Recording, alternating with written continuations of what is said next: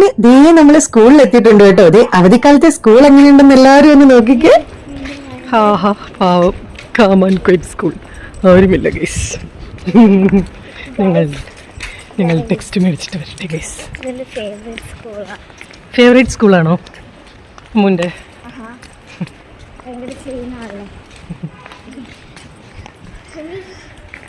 അയ്യോ, കലാമന്ദിറിലാണ് ഗൈസ്. ഞങ്ങൾ പോയി മേടിച്ചിട്ട് വരട്ടെ.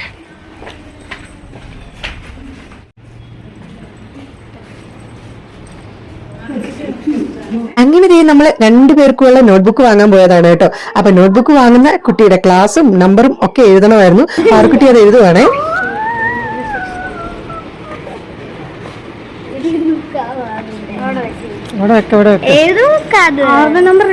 പപ്പയുടെ ജിപേ ചെയ്യുന്ന നമ്പർ, പപ്പയുടെ നമ്പർ.